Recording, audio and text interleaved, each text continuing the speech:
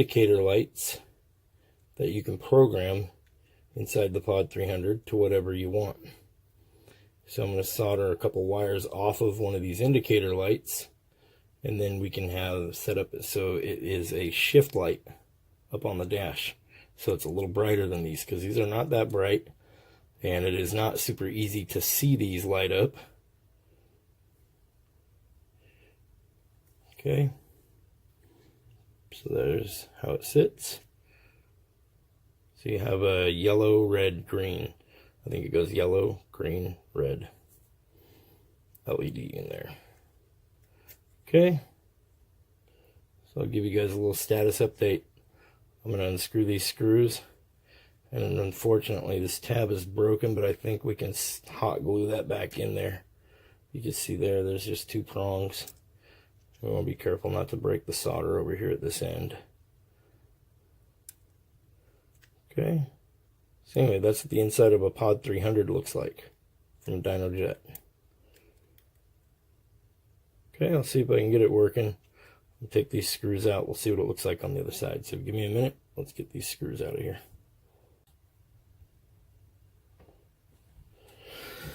Okay, so you got the 4 screws out. We're going to get rid of as much of this rubber as we can. Okay, so these little diodes here. See if we can get this baby to zoom in. This is going to be the red light, the yellow light, and the green light right there. You can see we got it soldered. So we're going to have us a customizable shift light. Okay, I paused this for you and zoomed in so you can take a look at the diodes. Okay, there's small LEDs on the circuit board. And you can see right up there at the top, it says R12 upside down. If you look over to the left of it, you'll see the diode that says number 2, NO2. Okay, all the diodes say NO2 on them. Okay, and as you can see, there is 3 terminals. So at the left-hand side, you have 1 terminal, and then on the right-hand side, you have 2 terminals. The terminal on all 3 of those LEDs that is negative is the one that is up closest to the plastic. The one closer to the center is going to be the positive. Okay, and this is going to be on the side with the 2 connection points. You would not use the single connection point. Okay, so that is how you solder up the diodes. You can see here, I did it with the circuit board in the case. I got a little too close right there. It got hot and melted the plastic. It did not do any damage outside the case. So you cannot see this from outside once the backing was put on. Okay, but the solder job came up nice. It's clean. I filled everything in on top of here with silicone or with hot glue. I filled the entire case up with hot glue. I don't need to get back into here.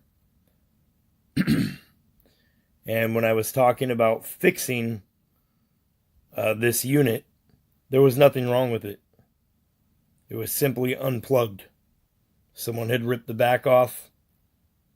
Maybe they had it mounted somewhere and they pulled it off. I'm assuming they were using the screws. They yanked on it to pull it off, and it ripped the back off. And because the silicone was sealed and encased around the wiring, it broke that tab and pulled the wiring out. I was able to plug it back in and hot glue around it. Okay? But just keep in mind, be careful when you're soldering these. You could easily solder all 3. There's plenty of room inside here. Okay? So now we'll take a look at what it looks like on the bike after I filled this in with hot glue and got it all back together. Okay, so we got the Pod 300 back together. Everything works perfect. See there? We can change screens. Okay, everything working perfect. And now we have our alarm lights. So that light that we soldered into, and as you can see here, I got it all sealed up nicely. We got 2 holes drilled right in the case, and that is actually that little plastic tab that gets removed that's right underneath of this. I drilled 2 little holes there. I filled the whole bottom in with hot glue, and then pressed the bottom piece back on while the hot glue was still wet. Okay, and then we let it sit out here in the garage in the cold. Let that hot glue harden back up, so we still is waterproof. Okay, the entire circuit board's covered in hot glue. Okay, so your alarm lights, you have a yellow, green, red here, and you can adjust those by right here. Click this top button. That's how you get into the menu. Get the down arrow, configure alarms. I'm sorry, green, orange, red. Okay, so our green light, we have it on 1 channel, 2 channel, 3 channel, or disable alarm. So we're going to go with 1 channel. We're going to set it at throttle position, and it is throttle position is greater than 50%. Okay, then you can just hit the back arrow back out. So now you'll see here, what I've done is put this little LED. I made a little box to house it. Just double-sided Velcro up there. That LED is connected to these wires. These 2 wires on these LEDs put out about a 3.5 volts. And this is a 3.5 volt LED. And it's a blue LED. So you'll see here, just the throttle past 50%. There you go. Okay, so you can see there that one lighting up, that first one. Okay, so it's nice and bright. What we'll do is we'll set this as our shift light. Okay, because we can set this whatever we want. So right now I just have it in throttle position just to demonstrate it for you guys. But what we'll do is put this at, I'll say 9,700 RPM, something like that. Bike's rev limiter is at 10,250 right now. So usually around 9,700 for on the 2-step and really getting on it. So we can set that right in there on the RPM simply by going to our gauge. So the top button to get in there. Middle button is going to be select. This is going to be scroll down. So in round robin, so you got to go back up. Okay, configure alarms, and then the back arrow to go back. Configure alarms, green, which is also that blue one. Okay, 1 channel alarm. Now here you'll set it at. Okay, we're going to get our information from Power Commander 5. Okay, and then we're going to go down here to engine RPM. And then we're going to go down. If engine RPM is greater than, okay, alarm set point.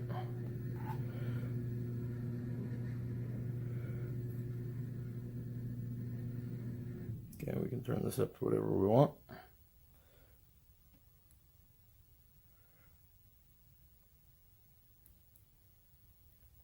There's 10,000, so we'll say 9,600. Okay, so now if my RPMs go up past 9,600, that blue light will light up right in your face, letting you know to shift gears. Makes it nice and simple. Okay, 9,600. There you go. So now as you can see, that middle light is still going because I have the middle light set to tell me if the bike is running lean. Okay, so anything past 15% throttle,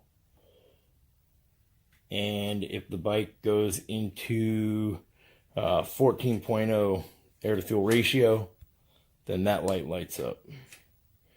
Okay, and that just tells me, hey, the bike's running lean. So in case something fails, it's kind of my fail safe. Lets me know the bike's running lean. Okay. And then I have this red light here, the one in the red position.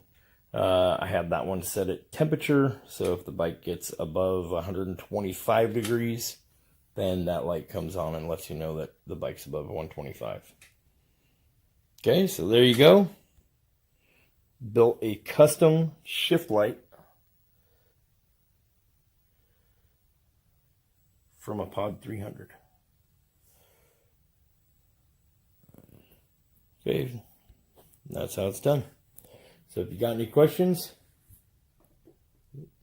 feel free to ask. I'll answer them as best I can. Hope this helps someone out if you're tearing apart a Pod 300, or if you want to do like I did and make your custom shift light that you can completely program. And you could easily solder to 3 LEDs, all 3 of these. I just needed the one. I didn't want to get too complicated with the soldering job because it is a very tiny area to work in. I don't want to start melting anything.